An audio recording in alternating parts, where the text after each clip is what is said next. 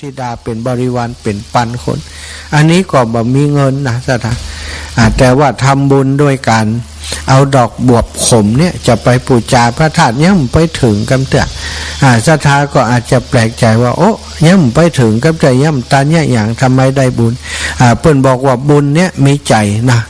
บอกว่าความดีความชั่วอย่างก็แล้วแต่กรรมทุกอย่างเนี่ยมีใจเป็นบ่อเกิดมีใจเป็นที่ถึงก่อนจิตใจของนางถึงตอนที่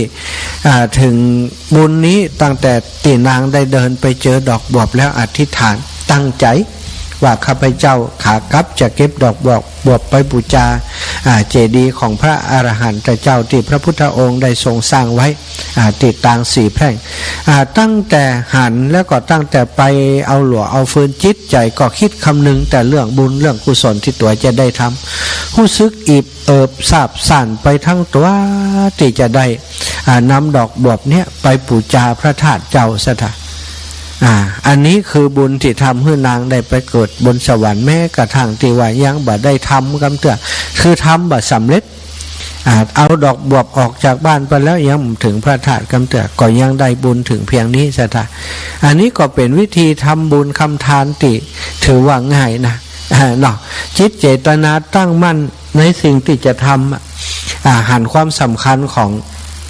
ของการปูชาธาตุอรหันต์ของพระอรหันต์สารีริกธาตุของพระอรหันต์ก็เลยได้ไปสู่สวรรค์อันนี้ก็เป็นตัวอย่างหนึ่งสถานในการทำ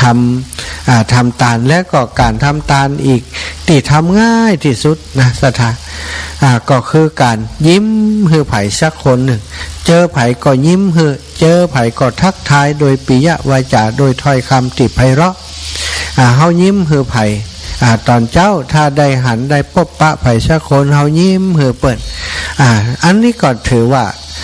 ฮือตานโดยรอยยิ้มนะสถานหรือว่าบายิ้มก็ได้แต่ว่ากิริยาท่าทางของคนเป็นเรียกว่าภาษากายไปเจอไผ่มาก็ทักทายมีภาษากายที่อ่อนน้อมถ่อมตัวสิ่งเหล่านี้ก็ถือว่าเป็นการให้ความสุขแก่ผู้อื่นเหมือนกันหรือว่าแม้กระทั่งการครับกล่อมการร้องทำเพลงเนี่ยที่ทางสร้างความสุขให้แก่ผู้อื่นอันนี้ก็ถือว่าเป็นการเหมือนกันนะแล้วก็การสนทนาธรรมการอู้จาการกำลังใจกันแบบนี้ก็ถือว่าเป็นการอย่างหนึ่งเหมือนกันเรียกว่าการเรียกว่าธรรมทานเนาะการแบบนี้เรียกว่าธรรมทานสถาบรรดาการอย่างแก้ไขก็ตามสำคัญคือการเริ่มต้นติดตัวเก่าก่อนความสุขกับตัวเก่าตื่นเจ้ามาโอ้ตัวข้าพเจ้านี้โชคดีจังเลยได้ตื่นขึ้นมาได้มีลมหายใจได้มีบ่ามีแหงจะทำความดีอีกวันหนึ่งแล้วโอ้พอหน้าพอตาแย้งแหวนพอวันนี้หน้าตาสดใสเปล่งปลั่งรู้ตัวเฮานี่สงสัยวันนี้จะโชคดีได้เจอคนดีได้ทำสิ่งที่ดีๆแน่นอนอันนี้ก็คือการกำลังใจตัวเขา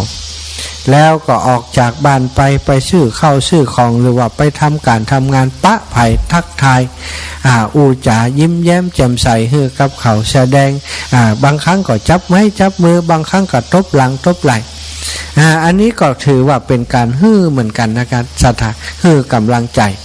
ถ้าเป็นผู้ใหญ่เจอผู้น้อยก็ตบหลังตบไหล่กำลังใจทำงานมีความสุขเนอะอยู่ดีมีสุขเนอะสถาอันนี้คือการเหมือนกันนะสถายปล่อยแม่ตั้งหลายเนี่ยหลายๆคนว่าบ่มีอย่างจะไผ่จริงๆแล้วถ้าจิตใจเฮาประกอบด้วยเมตตาจิตใจเฮามีเมตตาพร้อมที่จะให้คนอื่นได้หลายๆเรื่องสถาสิ่งที่เฮาจะให้คนอื่นมันบ่ได้มีเรื่องเดียวมันบ่ได้มีแค่ทรัพย์สินเงินทองหรือว่าข้าวน้ำโภชนาอาหารอย่างที่อาตมาว่านี่ก็คือการอันนี้คือข้อที่หนึ่งของการเรียกว่าสังฆะวัตถุสี่ทานคือการให้นะทุกสิ่งทุกอย่างที่เราสามารถจะได้กำลังจิตกำลังใจคำปรึกษาหรือแม้กระทั่งเปิ่นถามว่าทางนี้ไปทางใดครับถามว่าคนนั้นคนนี้เปิ่นอยู่บ้านนี้ก่ออย่างใดแค่เราได้ยุดบอกทางกับเปิ่น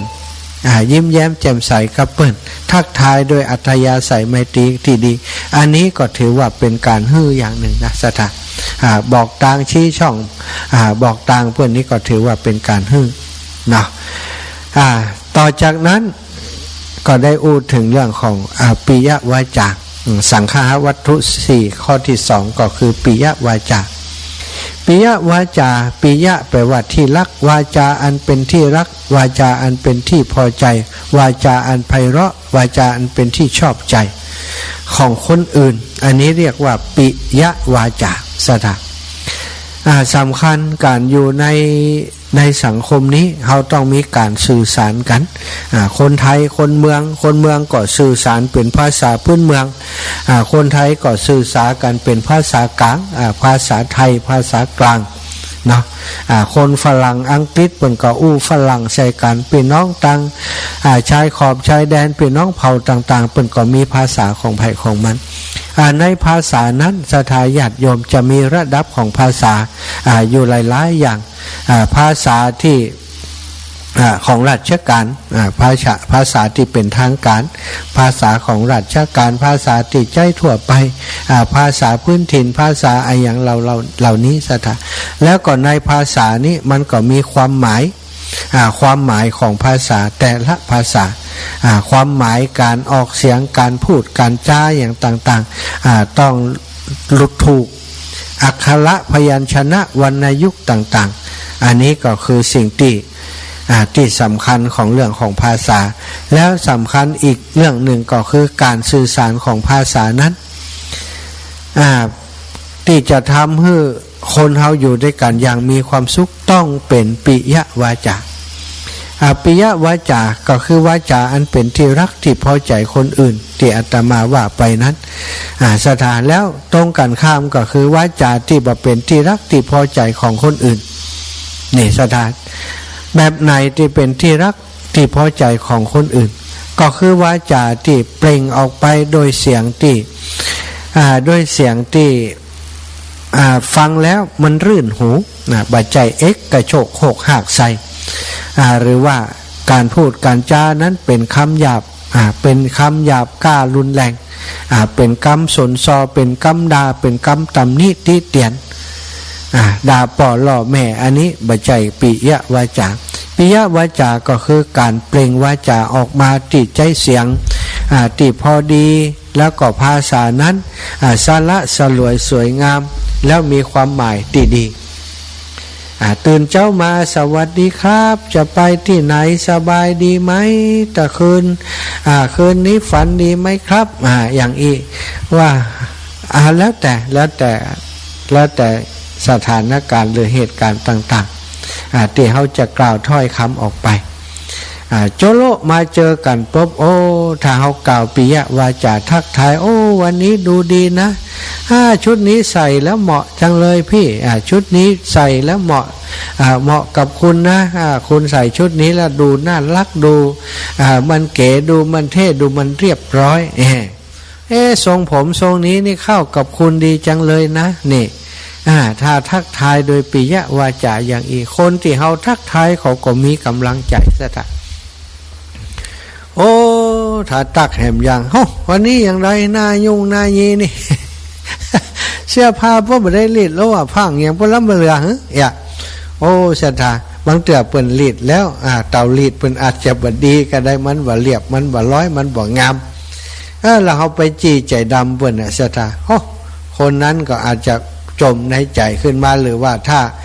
เป็นคนที่ฐานะเสมอกันมันเป็นนักหัวไผ่ปัญหาเลยทันทีนี่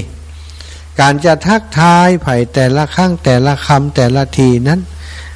ควรจะให้กรรมที่เราทักทายนั้นสร้างกำลังใจให้คนอื่นบัดใจทักไปแล้วทำให้คนอื่นรู้สึกด้อยค่าไปด้อยค่าคนอื่นทำให้เขาเสียคุณค่าในตัวเองไปทำให้รู้สึกบัดดีนะไปดูถูกเปิ้นไงไผจะมาชอบการดูถูกซะท่าไปดูถูกว่าเสื้อผ้ามอมแมมไปดูถูกว่ารีดผ้าบ่เรียบร้อยไปดูถูกทรงผมบ่เนี่ยเฮาตัดผมอย่างนี้ผมยาวจัดงามไปตัดสั้นเนี่ยแม่โอ้เสียท่าไปหมดเนี่ย บอกงามเลยบ่เปิงกับทรงนี้เนี่ยหน้าบ่เปิงกับทรงนี้โอ้คนที่จะตัดทรงนี้ก็ต้องงามๆหน่อยกะโอ้ศรัทธาญาติโยม เนาะถ้าเขาตีปากได้เขาก็จะตีแล้ว เพราะฉะนั้นการกล่าวปิยวาจาต่อกันนะจึงเป็นสิ่งสำคัญใช่ไหมโดยเฉพาะที่เราอยู่ในหมู่บ้านในชุมชนในสังคมในครอบครัวครอบครัวนี่ก็สำคัญนะสัตว์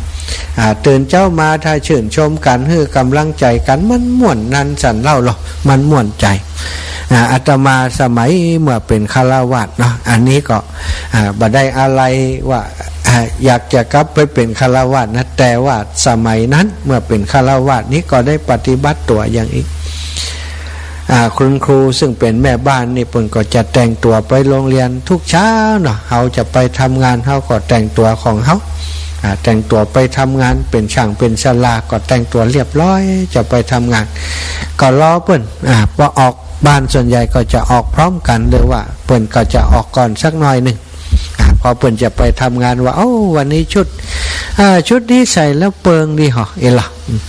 วันนี้ดูงามกว่าตะวานะก็ชื่นชมไปเปิ่นได้ยินถึงวัดเปิ่นก็ไขหัวถึงวัด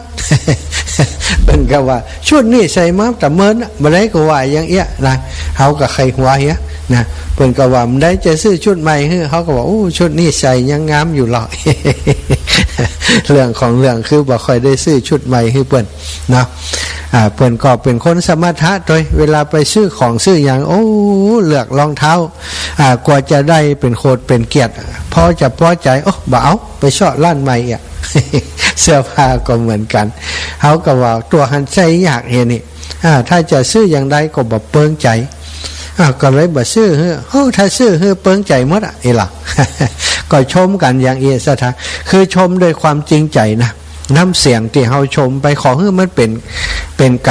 ารเปล่งวาจาออกมาด้วยความจริงใจนะเป็นปิยวาจาอยู่แล้วถ้ามีความจริงใจที่จะสื่อสารออกไปทำให้เฟื่องฟังและสบายใจแม้กระทั่งเสื้อผ้าหน้าผมเนี่ยอาตมาจะเป็นคนที่สังเกตคนสังเกตเวลาเปิ่นมีอย่างเปลี่ยนแปลงนี่ถ้าเขาสังเกตบ่อยๆฝึกบ่อยๆเขาจะหู้ซะท่า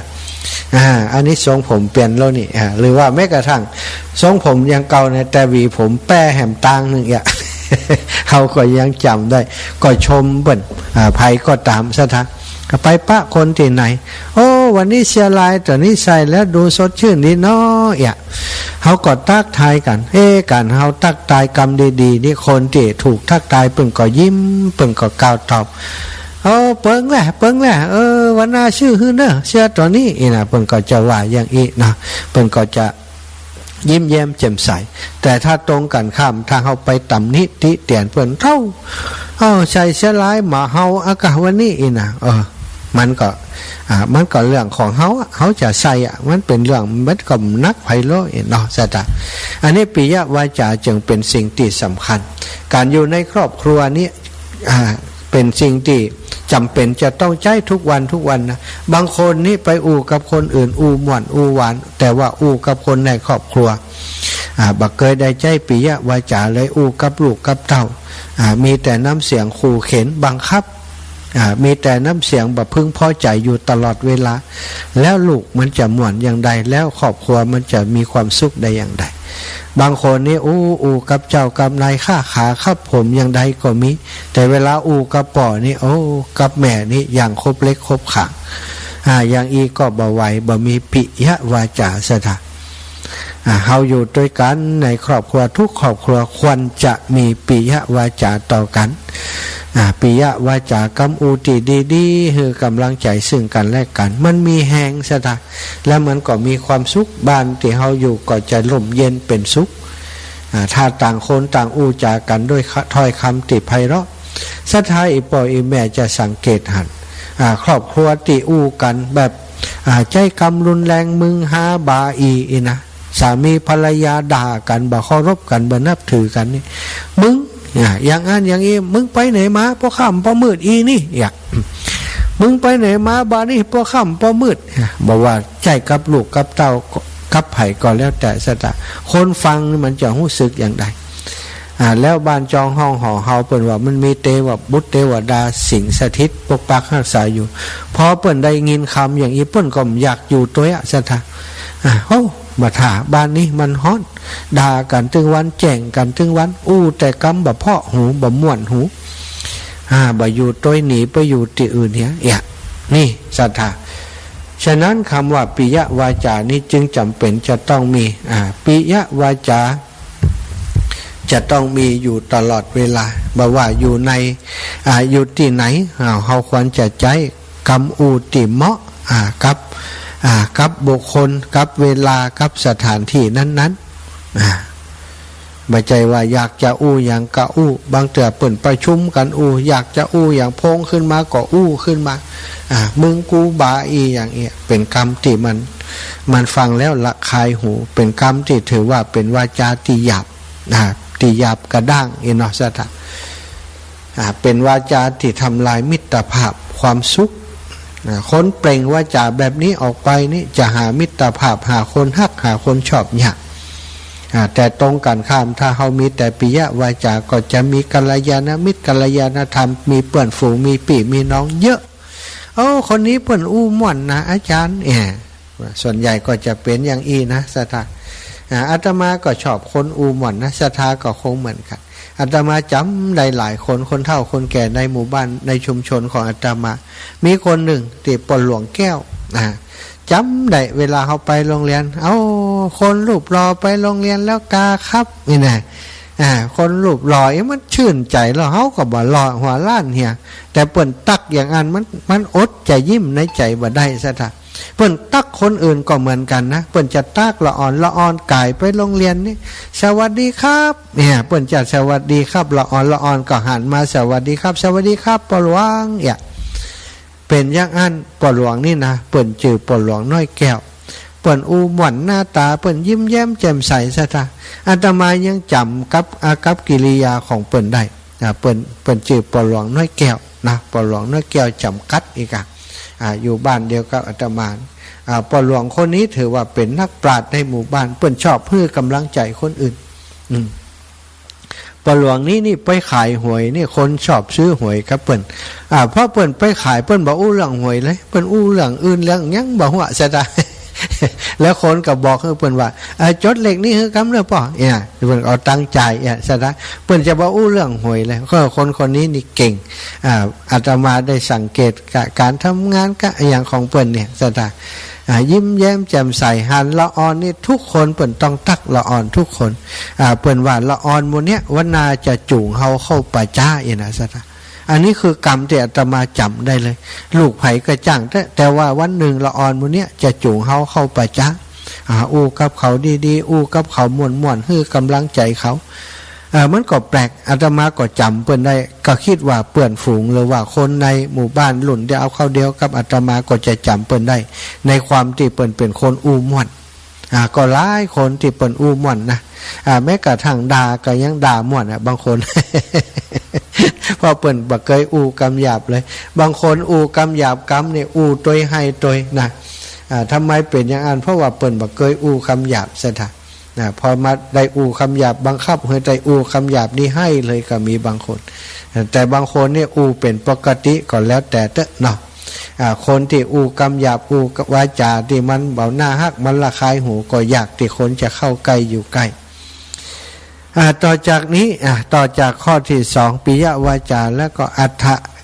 จริยาการบำเพ็ญประโยชน์เพื่อผู้อื่นการบำเพ็ญประโยชน์เพื่อผู้อื่นอันนี้ก็เป็นเสน่ห์การอยู่ในสังคมชุมชนระดับไหนก็แล้วแต่สถานระดับครอบครัวระดับหมู่บ้านระดับตำบลระดับอำเภอระดับจังหวัดระดับประเทศระดับองค์กรต่างๆเนี่ยสิ่งสำคัญก็คือต้องถ้อยทีถ้อยอาศัยเอื้อประโยชน์แก่กันต้องช่วยเหลือกันไปช่วยเหลือกันมาอัตถจริยานี้ทำให้คนทั้งหลายเนี่ยอยู่ด้วยกันอย่างถ้อยทีถ้อยอาศัยอย่างมีความสุขถ้าเราเอาแต่งานของตัวเก่าบ่สนใจงานของไผบ่ช่วยเหลือไผเลยเขาจะอยู่ในหมู่บ้านบ้านของเขาจะอยู่ได้อย่างใดอันนี้งานของ แม่ยิงเขาบ่ยุ่งเขาบ่เกี่ยวโอ้ถ้าแม่ยิงเปิ่นบ่วางบางครั้งบางทีปวดใจก็ต้องกวาดบ้านพ่องถูบ้านพ่องจ่วยเมียพ่องไออย่างพ่องอย่างลูกก็ต้องจ่วยพ่อแม่พ่องพ่อแม่บางครั้งก็ต้องจ่วยดูแลเรื่องเล่าของลูกพ่องถ้อยทีถ้อยอาศัยทำประโยชน์ให้กันและกันมาในหน่วยของสังคมหมู่บ้านชุมชนก็จำเป็นซะทั้งการพัฒนาหมู่บ้านการพัฒนาวัดวาอารามศาสนสถานต่างๆต้องอาศัยความร่วมไม้ร่วมมือจากคนในหมู่บ้านในชุมชนเอื้อประโยชน์ต่อกันแต่ถ้าในสังคมหมู่บ้านสังคมชุมชนนั้นบัดต่างคนต่างบัดจ่วยเหลือซึ่งกันและกันเอาแต่ประโยชน์ส่วนตัวอย่างเดียวแล้วมันจะอยู่ได้อย่างไรส่วนของที่เป็นสาธารณะก็ดีถนนหนทางวัดวาอารามก็คงจะบ่มีไผดูแลก็จะสกปรกสุดท้ายพอมันสกปรกมันก็ทำให้คนที่อยู่ในสถานที่นั้นๆบ่มีความสุขซะท่านะจึงจำเป็นที่เขาจะต้องตระหนักถึงเรื่องของการทำประโยชน์เพื่อผู้อื่นถ้าเขาบ่ทำเพื่อประโยชน์เพื่อผู้อื่นเลยมีแต่ทำประโยชน์ส่วนตนมันก็ทำให้สังคมนั้นบันนาอยู่บันนาอยู่บันนามองบ่อยากจะอยู่ในสังคมนั้นนะสถาอันนี้ก็ยังแบบเปิดสายกำเตือนจะพังโทรมาอย่างถ้าเปิ่นบอกว่าเปิดสายก่อนกะก็โทรไปลึกคนลึกก่อนลึกได้นะ อันนี้ก็ปิยวาจาเนอะ หูเล่นมาได้ รอก่อนรอสักก้ามรอเปิดสายก่อนกาพร้อมกันนะไปเอาเปรียบคนอื่นกันบางผ่องนี่ก็จะลู่โทรมาก่อนคนอื่นเอาตามกติกาถ้าเปิ่นบอกเอาละได้เวลาโทรก่อนโทรกันเนาะตะกี้อัตถจริยาแล้วก็สุดท้ายสมานัตตาคุณธรรมข้อที่4ของสังฆวัตถุ4ความเป็นผู้เสมอต้นเสมอปลายสถาบัจจัยว่ายังตีเปิ่นอู้นะกันเนาะตอนจีบนี่ปะตรมันฮ้อนบ่ได้อ้ายจะไปส่งสถาเปิ่นจะไปบัจจัยไปไก่ไปบ้านไอ้ป้านี่บ่ได้ข้ามไป2บ้านบ่ได้แฟนอ้ายต้องบ่ฮื้อตากแดดว่าอันไปส่งเปิ่นพอได้กันไปแล้วแม่เฮ้ยอ้ายไปส่งน้องไปบ้านอีแม่จิมนะบ้านอีแม่เปิ่นอยู่ไกลแล้วโอ้บ่ว่างนะจะไปหันจะไปนี่สถาโอ้แล้วน้องจะไปอย่างไรมันไก่มันฮ้อนด้วยนี่โอ้กะช่อหาไปก็เดินไปกะเดียวไปแล้วมีแข้งมีขาอยู่ ตอนที่จีบเปิ่นใหม่ๆปะโตเปิ่นจะเตียวไปหันน้อยก่อมยอมอันนี้คือคนบัดเสมอต้นเสมอปลายคนที่เสมอต้นเสมอปลายจะเป็นคนที่มีเสน่ห์เคยเป็นคนอย่างใดก็เป็นคนอย่างนั้นเคยปฏิบัติตัวดีอย่างใดก็ปฏิบัติตัวดีอย่างนั้นสม่ำเสมอต้นเสมอปลายอันนี้ก็จะเป็นคุณธรรมที่ทำให้คนเฮาที่อยู่ด้วยกันนั้นมีความสุขนะอันนี้ก็คือสิ่งที่ได้นำเสนอได้อูจากับคณะกลุ่มที่เปิ่นไปอบรมนะไปทำการอบรมไปทำกิจกรรมเพื่อเฉลิมพระเกียรติวัดบรรพตสถิตในช่วงเจ้าของวันนี้ก็นำมาเล่าให้ศรัทธาญาติโยมฟังก็คิดว่ามันก็เป็นสิ่งที่มีประโยชน์กับทุกๆคนไม่ใช่แต่ว่าเท่าแต่คณะที่เปิ่นไปอบรมเนาะเอาแล้วเปิดสายกำนี้ใครจะโทรมาก็รู้กันเข้าไปนะโทรมาได้0808844173เนอะ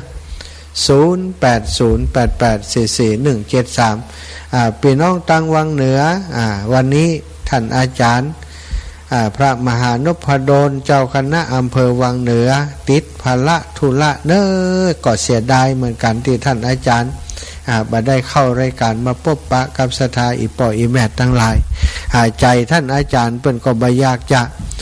บ่อยากเสียโอกาสตรงนี้นะอยากจะมาจัดรายการทุกครั้งทุกวันที่มีโอกาสมีเวลาแต่ก็ยังว่ามีภาระธุระเนาะศรัทธาเจริญปอนแม่ขจรปินใจล่าสวัสดีเจ้า ธรรมะวันนี้ถูกใจแต่เนอะถูกใจก็เก็บไว้เอาใจประโยชน์เนอะวันนี้ถูกใจแจ้งยังเลยถูกใจก็เก็บไว้ใจประโยชน์เนอะแม่ก็ต้องใจแบบเนี้ยโอ้ดีสุดยอดแม่ก็ป่อบะเกยบะเกยบาใส่กันโอ้นี่กะทำให้ลูกเต้าก็จะได้อันประพฤติตามไปด้วยนะละอ่อนเขาก็จะเป็นอย่างอีแม่นะแรกอะอย่างละอ่อนเนี่ยถ้าเขาสอนเขามาสอนเขาเขาตีเขากับมาได้อ่ะเขาตีมาได้เขาประจำอ่ะเจ้าแม่ก็เคยตีเลี้ยงลูก2 คนเลี้ยงหลาน2 คนแม่ก็เคยตีโอ้ดีเขาสอนเขากำสอนเขาเนี่ยมันเจ็บหรือเขาตีเขาก่อนอ่ะโอ้เจ้าสาธุขอบคุณตีแลกเปลี่ยนกันเนอะจ้าได้แลกเปลี่ยนกันเนาะเป็นตัวอย่างหนึ่งเจริญปอนไม่ไล่ผับเตจ้าวันนี้มาตีจอมพอแล้วเนอะวันนี้มาละกะวันนี้ก่อนนอนเนี่ยห้องทรงหลวงปู่เนี่ยตะกี้หลวงปู่เอากาแฟมาจ่งใส่ให้นี่มาเรื่องการที่นี่หรอเจ้าแม่เจ้าวันที่7กับปากันเนาะวันที่7ปาการว้าวจ้าเจ้าสาธุบุญรักษาแม่นะเจ้าจ้าแม่ไล่ผับเตจ้าจะเลิศพรแผนพันแท้นมัสการครับผมแฟนพันแท้ครับอ้าวว่าอย่างไรวันนี้ตั้งเชียงใหม่นี่ม่วนกันน่าเลยครับเนาะม่วนนี่ทุกวันนี้ม่วนกันน่าเลยครับดีแล้วขอบคุณหลายๆถ้าม่วนก็ฟังกันไปเมินๆเนาะผมฟังตลอดเลยครับจะไปไก่กันจะไปไก่จะไปจังกันหักกันไว้เขามั่นใจนะครับสาธุบุญรักษาให้กำลังใจกับกายอยู่ดีมีสุขเนอะศรัทธาญาติโยมภัยที่ยังบ่ได้โทรกำเตื้อโทรมาได้เลย0808844173พี่น้องตั้งเชียงใหม่พี่น้องตั้งเวียงป่าเป้ามาแล้ววังเหนือตันเพื่อนกำตันลำปางลำปางเนอะรถตอนนี้รถกันที่รถที่จะมาพระธาตุจอมพอเต็มละเต็มแล้วรถนั้นบันหุยฮีได้เพิ่มนะแม่โยมแม่ตีบันหุยฮีถ้าฟังอยู่ได้คนตีบันปันแล้วแหม3 คน4 คนเนาะ3 คน4 คนก็เต็มละรถกันนี้เต็มละฉะนั้นก็ปิดรับสมัครถ้าไผจะมาแหมก็คงจะต้องหารถกันเองมากันเนอะการรถก็บ่ใจแป้งซะท่ามาเวียงป่าเป้านี่คนก็300นั่งรถตู้มาสบายเลยบ้านใหม่วังมนสาเจ้าสาอาจารย์แม่เอ้ยมาก่อไปอยู่เจ้าอาจารย์อู้กระถูกแต่เนาะเขาอู้กันหวนนี่ว่าอู้ก็ขอบครัวว่าอู้ก็คนอื่นเนาะใช่อู้หวนก็เป็นหวนแต่ถ้าอู้หวนมันกินข้าวล้ำนะนั่นน่ะอาจารย์อู้กระถูกกูยังเจ้าเจ้าให้กำลังใจอาจารย์เจ้าสาธุขอบคุณเนอะแม่ได้สาเจ้าแม่เอ้ยบ้านใหม่วังมนเจอกันวันที่7น่ะแม่บัวลอยชัยสวรรค์เจ้าหันเงินที่แม่เข้าก็เจ้าหันเข้านี่ละบับนี่แม่ดีใจเกินเนอถ้าแม่ไปบ่ได้นะสาธุเอาวันนี้หอบมาให้หลวงปู่ไต่นึงหอบลูกลำปางมามีนายกุลชัยสวรรค์พร้อมครอบครัวเนอเดี๋ยวนายกุลชัยสวรรค์พร้อมครอบครัวนายกุลชัยอีแม่มีไลน์ก็มีนี่มีเจ้ามีไลน์แหละว่าให้ไหมล่ะนายกุลชัยสวรรค์พร้อมครอบครัว100 บาทเจ้านางแสงดายานธรรมพร้อมครอบครัวเจ้า100 บาทแล้วก็ปอชุนแม่บัวลอยชัยสวรรค์100 บาทโอเค3 คนเนาะเจ้า300เดี๋ยวจะเขียนได้2ให้เรียบร้อยเนอะสาธุแม่สัมมาสุมาตะมันได้ไปมันได้มามันเป็นยังนะบันทึกการโทรของอีแม่ไว้แล้ว 0808844173มาแล้วเปีน้องบ้านห้องลับปูน เจ้ากลับไปสาเด้อ เจ้า เจ้าโอ้ได้ยินดอกบัวบูชานี่มันตึงม่วนอกม่วนใจมาแล้วกะดอกบัวมาแล้วก็มาแล้วเจ้าโอ้ติดตามอยู่เด้อเจ้าสาธุเดี๋ยวนี้ขึ้นมาที่ม่อนจมพ่อแล้วค่ะเจ้าโยมแม่มาหาหลวงปู่แล้วมาหาหลวงปู่แล้วเนาะเจ้าติดตามอยู่เด้ออนุโมทนาบุญโดยเด้อเจ้าโยมแม่แม่จุกแก้วมันโอนหาหลวงปู่โดยตรงเลยเด้อเจ้าเรียบร้อยเจ้ากลับไปสาเด้อสัตว์เจ้าได้อู้อย่างน้อยกับม่อนอกม่อนใจเด้อถ้ามาได้อู้มันแล้วใจมันง่อมล่ะเจริญปอนแม่นางเจ้าเดี๋ยวนี้อยู่ดอยจอมพอได้เหรออยู่ดอยจอมพอบนดอยจอกป๊อกนี่นะอยู่บนพระธาตุนี่นะจะเดี๋ยวว่าปิกไปบ้านทุแล้วปิกไปอย่างเปิ่นถึงว่ามานอนนี่อู้บ่ฮู้เลี้ยงแหมละเดี๋ยวว่ามานอนแล้วโตอยากการคุณอู้มันบ่ต้องลืมบ่ฮู้เรื่องเนี่ยก็จะเกี่ยยังได้ยินน่ะดอกม่วงเดี๋ยวเอาเทมออกอีกโอ้แต่ว่าอู้เรื่องดอกบวบอีอู้กับสถาบ่นะก็เอามาทวนให้ฟังเห็นน้อยอีกอ่ะอันกะอันกะกินข้าวแล้วกะยังกินข้าวเหี่ยค่ำแล้วมืดแล้วยังไม่กินเด้อไม่กินเตนอนนี่กี่คืนปุ่นถึงวันที่7ว่าแม่แล้วลงมาวันที่5นี่มาหาแม่ละบ่ฮู้แล้วแต่คารมและทรงผมถ้ามีคารมก็จะไปไม่ลงมาไม่ถึง7ก็ดีแล้วเจ้าอีแม่เจ้าปันกันคนน้อยครับแม่สมบูรณ์บ้านไร่ศิลาทองแม่สมบูรณ์เจริญพรไม่สาลูกแล้วนี่นกไปพุ่นน่ะมาแล้วแม่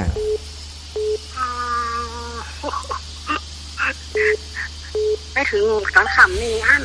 เจ้ามาถึงสัก5 โมงแล้วกะฮะ4 โมงไป5 โมงเบิ่มไปส่งเบิ่มมาส่งมาอยู่ด้วยแพะอยู่ด้วยกันค่ะเนาะเจ้ามานอนไปนอนมันปอกกับน้ำทุกครั้งวันนี้รับไปหันไปนี่เนาะเจ้าเดินทางอย่างปลอดภัยนะลูกเด้อเจ้าสาธุอยู่ดีมีสุขเจ้าแม่จะเลินปอนแม่น้อยทาอาสาแม่ฟังอยู่เนอะเดี๋ยวพูดละกะนอนพูดกันวันนี้เจ้าโอ้ดีใจตัวเนอะเจ้ารับดีผ่านดีอยู่บนดอยบนเนอะเจ้าแม่เป็นกำลังใจนะสาธุวันนี้แตนท่านนพดลละใช่แตนท่านอาจารย์ใหญ่กับยังบักกับจากลำปูนกำจากกับบัดตัดเจ้าสาธุเนอะเจ้าจุกดีเจริญพรจากที่ไหนเอ่ยนมัสการครับสุปีครับดินนะครับสันเนนดินครับขอบกราบไหว้สาโมทนาทุกบุญกุศลนะครับสุปีแน่สาธุอยู่บ้านท้าลำปูนเนาะจ้าที่บ้านลายต่างขอบคุณนะครับสุปีแน่สาธุขอบคุณเหมือนกันที่โทรมาเป็นกำลังใจเนอะสามเณรบดินขอบคุณครับสาธุสามเณรดินแม่แสงล่าเกิดกุลมาแล้วแม่แสงล่ารับแล้วเจ้าฟังอยู่เด้อฟังอยู่เนาะชัดเจนดีก่อฟังเหนือชัดเจนดีไหมชัดเจนดีคนโตขอบคุณก็ปอดแป๊ดเขานะเต็มนักต่อได้แม่อันมืดแดดมืดบดแล้วมีฝนเขาแล้วท่านอยู่ไหนอยู่บนดอยจอมพรเนื้อแม่เนื้อ สาธุสาธุขอบคุณหลายๆแม่แสงล่าเกิดกุลบ้านวังเจริญแม่สุขคำปาแล้วมาแต่กะอันแล้วก็มีรถก็ว่ามีแล้วบอกเขาแล้วมัน4 คนนะลูกชี้ล่ะญาติกันหน่อยว้ายไก่ไม่ญาติกันหมอนั่นปุ่นว่าไปเอาน้องไปอันไม่ไหลปุ่นว่าไปน้องเจ็บของเขาน่ะถ้าไปญาติกันเมื่อก็ไปหม่อยก็มันจับมันรถมัน10นั่งได้10ไปเจ้าเดี๋ยวมันแล้วก็ฮะไปจะได้มาจะได้นี่เขาไปฮับเอากี่โมงกี่ยามหูนะเดี๋ยวให้โทรหากันเดี๋ยวจะให้เบอร์โทรเขาเอาเบอร์โทรอีแม่ให้เขาแล้วเขาโทรหาได้อู้กันเอาเจ้าอันน้องไหลมาถามดีว่าอันกับน้องกับไปต้องไปทุกคนเหนื่อยนะกระดำเดียวไปยินว่าจะโทรไปหาเดี๋ยวไปโทรมาบอกกับเพื่อนโทรมาเต้ามาเดียวเต้าเดียวเพราะว่าอันเนี่ยก็ผมได้อันซอเบอร์โทรเปิดในย่ำมีสักคำวันนั้นเปิดเอาเขียนให้แล้วเดี๋ยวจะต้องเอาตีเบิ่มปุ่นนะอยู่ตีเบิ่มมีนะอันพอดีแม่ว่าอันกาฟอพอดีทันออกนี่พอดีแม่ก็เลยล้อไม่เย็นไหนคำโทรมาสักเดียวเจ้ามันจะมี4 คนนี่นะเจ้านะถ้าจะได้กะโทรมาบอกคุณแม่บอกเร็วหน่อยนะไปจะบอกให้คนที่เพิ่นมาถามไปด้วยนั่นนะก็4 คนกับป้อกับมันจะเกินป้อเจ้าสาธุแม่สุขคำปาแล้วสถาเบรกนี้ขออนุญาตพักก่อนเนอะแม่ล่าพรปลางิ้วแม่เลื่อนแสนต่อไม่รับเตือนเนอะขออนุญาตกระเดียวเขาก่อยเจอกันชั่วโมงที่2อีแม่เดี๋ยวมาอยู่ชั่วโมงที่2ก่อยปุ๊บปะกันชั่วโมงนี้ขออนุญาตพักผ่อน1แป๊บหนึ่งพักผ่อนก่อนเด้อพักผ่อนสักกรรมแสงทองชีวิต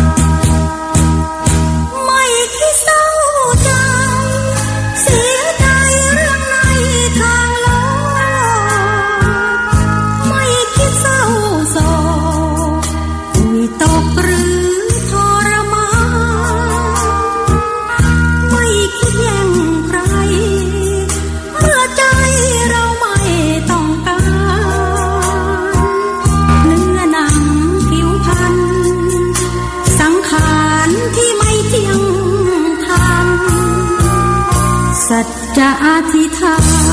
นมุ่งมั่นด้วยแรงศรัทธา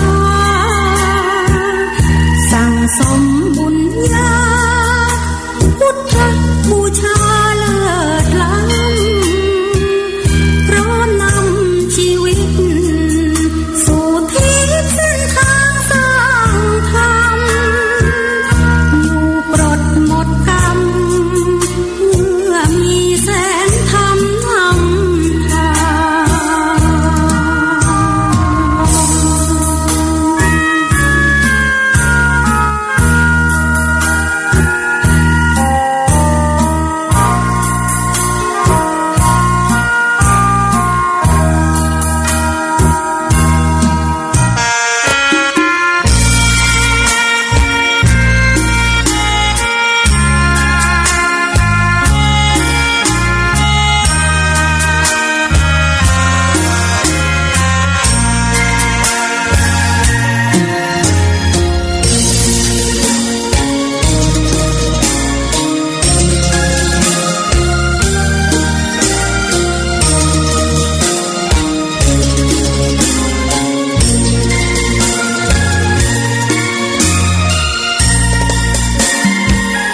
ดอกบัวดอกหนึ่งพึงใจไว้เพื่อบูชาแด่องค์พระศาสดาสัมมาสัมพุทธเจ้ามีความงามเงียบไม่เปรียบเทียบเขาเทียบเราใครมองไม่งามช่างเขาแต่เจ้าก็คือดอกบัวด้วยความสัตย์ซื่อยึดถือความดีเป็นหลักใครรักไม่รักก็ไม่จมปลักมองมัวเมื่อโผล่พ้นน้ำ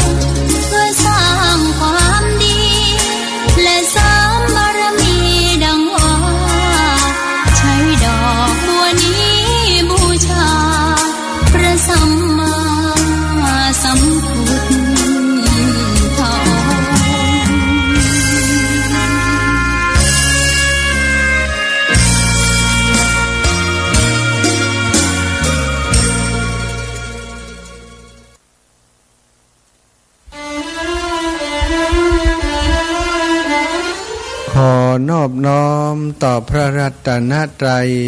แก้วเจ้าสามประการน้อมเอาคุณพระพุทธเจ้าคุณพระธรรมเจ้าคุณพระสังฆเจ้าคุณพระอรหันตเจ้าอริยสงฆ์เจ้าจุตนจุองค์ได้เมตตาแผ่ปารมีมาเป็นนวโลกุตรธรรมปกเก่าเกษาปกห่มหักษาครูบาอาจารย์พระมหาเถระพระเทรานุเถระเปื้อนสหธรรมิกสหพรหมจารีทุกรูปทุกองค์โปกห่มหักษาศรัทธาสาธุชนคนดีเท่าแก่อีพ่ออีแม่ตั้งหลายทุกท่านทุกคนที่ติดตามรับฟังรายการสารธรรมยามค่ำตั้งสถานีวิทยุเพื่อการศึกษาวิทยาลัยส่งนครลำปางและสถานีวิทยุในเครือข่ายคลื่นสีขาวเพื่อชาวประชาซึ่งออกอากาศจากวัดปากตังเจริญอำเภอดอยหล่อจังหวัดเชียงใหม่ศรัทธาญาติโยมตั้งหลายวันนี้ปกติเป็นเวลาของครูบาอาจารย์ท่านอาจารย์พระมหานพดลสุวรรณเมธีแต่วันนี้ท่านอาจารย์ติดภาระธุระงานที่จะต้องดูแลต้องกระทำบ่ได้เข้ารายการแจ้งมาให้อาตมาได้มาปฏิบัติหน้าที่แทนเข้ารายการแทนในวันนี้ก็ขอสุมาอภัยกับศรัทธาญาติโยมทุกท่านทุกคนแทนท่านอาจารย์จิมเนอะวันอื่นๆถ้าท่านอาจารย์เปิ้นสะดวกก็จะเอาเวลาที่อาตมาได้มาให้กับท่านอาจารย์ทดแทนวันนี้แต่อย่างใดก็ตามเนาะก็พยายามจะโทษแทนกันกับท่านอาจารย์อยู่ตลอดถ้าเปิ้นบ่ว่างก็บอกมาแจ้งมาอาตมาก็จะเข้ารายการแทนแบบนี้ครับถือว่าเป็นประจำกันอยู่แล้วเนาะสดายปล่อยแม่ทั้งหลายชั่วโมงแรกผ่านไป18ถึง19นาฬิกาเนาะก็ได้อูจากันไปถึงเรื่องกิจกรรมในยามเจ้าที่ทำที่วัดบรรพตสถิตมีคณะกลุ่มองค์กรภาคข้าราชการเปิ่นได้ไปทำกิจกรรมเพื่อพระราชกุศลเนาะบำเพ็ญถวายเป็นพระราชกุศลแก่ในหลวงรัชกาลที่10ที่วัดบรรพตสถิตในวันนี้ก็คือพจเนาะพัฒนาจังหวัดนะพัฒนาชุมชนจังหวัดลำปางก็มีหัวหน้าใหญ่พัฒนาชุมชนจังหวัดพร้อมกับหัวหน้าส่วนหัวหน้าหน่วยงานต่างๆได้ไปทำกิจกรรมกันทำบุญตักบาตรไหว้พระรับศีลบำเพ็ญภาวนาเนาะบำเพ็ญ เพียรตั้งจิตใจหรือว่าไปทำสมาธิกรรมฐานแล้วก็จิตอาสาสร้างประโยชน์ไปกวาดวัดไปปลูกต้นไม้ที่วัดบรรพตสถิตในวันนี้ก่อนนำมาเล่าให้ศรัทธาญาติโยมได้รับฟังตัวจบไปในชั่วโมงที่1ชั่วโมงที่2นี้ก็จะได้นำสาระธรรมเรื่องราวต่างๆตลอดถึงงานบุญงานกุศลที่กำลังจะเกิดขึ้นที่ม่อนพระศรีสองเมืองหรือว่าพระธาตุจอมพอในวันที่7ที่จะถึงนี้ก็จะได้เอิญเชิญชวนแจ้งบอกข่าวสารงานนี้ให้กับศรัทธาญาติโยมได้รับทราบต่อไปแต่ก่อนอื่นก็จะต้องปาศรัทธาญาติโยมพี่น้องหมู่เฮาไหว้พระเสียก่อนเนาะปกติที่เข้ารายการที่ลำปางก็จะมีการป้าการทำวัดสวดมนต์เย็นก่อนที่จะนำสารธรรมมาสนทนาในช่วงเวลานี้19ถึง20นาฬิกาทุกวันที่อาตมาเข้ารายการก็จะทำวัดสวดมนต์เย็นก่อนวันนี้ก็เช่นกันพร้อมแล้วกราบพระพร้อมกันเนอะกราบ1พุทโธเมนาโธกราบ2ธัมโมเมนาโธกราบ3สังโฆเมนาโธอิมินาสการเรนะพุทธังอภิปูชายามิ อิมินาสการะนะธัมมังอภิปูชยามิอิมินาสการะนะสังฆังอภิปูชยามิ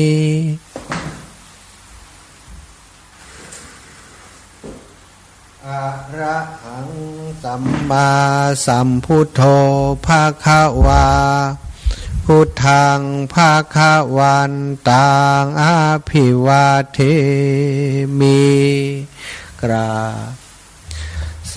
วากขาโตภะคะวะตาธัมโมธัมมังนะมัสสามิกราบสุปฏิปันโนภะคะวะโตสาวกสังโฆสังฆังนะมามิกราบนะโมตัสสะภะคะวะโตอะระหะโตสัมมาสัมพุทธัสสะนะโมตัสสะภะคะวะโตอะระหะโตสัมมาสัมพุทธัสสะนะโมตัสสะภะคะวะโตอะระหะโตสัมมาสัมพุทธัสสะพุทธังสารนังกัจฉามิธัมมังสารนังกัจฉามิสังฆังสารนังกัจฉามิ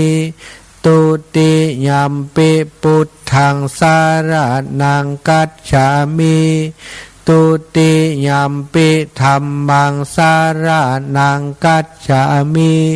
ตุติยัมปิสังฆังสารนังกัจฉามิตติยัมปิพุทธังสารนังกัจฉามิตติยัมปิธัมมังสารนังกัจฉามิตติยัมปิสังฆังสารนังกัจฉามิ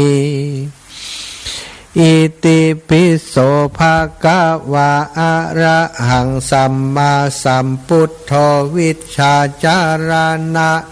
สัมปันโนสุขโตโลกวิทูอนุตตโรปุริสธัมมะ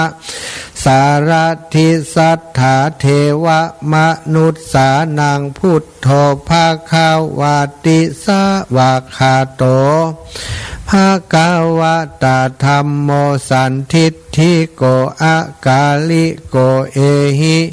ปัสสิโกโอปานายิโกปัจจัตตังเวทิตัพโพ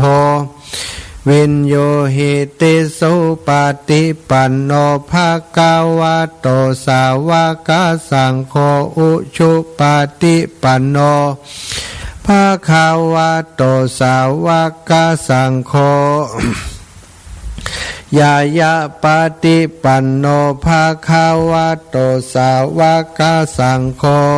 ยะทิทังจัตตาริปุริสายุคานิอัฏฐะปุริสาภุคะลาเอสะภะคะวะโตสาวกสังโฆอะหุนายโยปะหุนายโยทักขินายโยอัญชาริการณิโยอนุตตรังปุญญเขตตังโลกัสสาติกราบพระพร้อมกันอีกครั้งหนึ่งเนอศรัทธาทั้งหลายกราบหนึ่งพุทธังวรันตังสิรสานะมามิกราบสองธัมมังวรันตังสิรสานะมามิกราบสามสังฆังวรันตังสิรสานะมามิศรัทธาญาติโยมทั้งหลายไหว้พระสวดมนต์ทำวัดเย็นเรียบร้อยแล้วลำดับต่อไปก็จะได้สนทนาอุจาภาษาธรรมกับศรัทธาญาติโยมก็เป็นสารธรรมก็ได้นำน้ำธรรมคำสอนมาอุบายจากกันพ่องเรื่องราวตานศีลภาวนา มาอูจากันพ่องอาจสลับซับเปลี่ยนบรรยากาศบางครั้งบางวันนึกสนุกขึ้นมา เกี่ยวกับเรื่องของนิทานต่างๆเนาะนิทานจากธรรมบทก็ดีเรื่องเล่าต่างๆที่ครูบาอาจารย์ได้นำมาเล่ามาจ่าไว้นำมาบันทึกนำมาเขียนไว้เรื่องราวอันใดดีก็นำมาอุจาสนทนากับศรัทธาญาติโยมสลับซับเปลี่ยนกันเป็นปกิณกะธรรมบางคนก็ว่าสัพเพเหระธรรม สัพเพเหระบางครั้งก็อูเรื่องเป็นนิทานพ่องเป็นอะไรอย่างพ่องบางทีก็เล่าเรื่องในชีวิตประจำวันที่ทำงานเพื่อสังคมส่วนรวมพ่องอันใดที่เป็นประโยชน์นำมาเล่าจากประสบการณ์พ่องนะอันนี้ก็เป็นสาระถือว่าเป็นสาระธรรมที่อาตมานำมาแบ่งปันนำมาอุจาให้ศรัทธาอีพ่ออีแม่ได้ฟังในช่วงเวลาที่อาตมาได้เข้ารายการวันจันทร์ตอนเจ้าตี3ถึงตี5นะวันจันทร์ทุกวันจันทร์เราพบปะกันวันอังคารก็ตั้งแต่1 ทุ่มถึง4 ทุ่มเนาะก็ได้พบปะกับศรัทธาญาติโยมแต่ว่าผ่านไปก็2 ทุ่มถึง4 ทุ่มเนาะศรัทธาอีพ่ออีแม่ทั้งหลายก็คงจะติดตามรับฟังกันดูลายอันนี้นะมีคุณโยม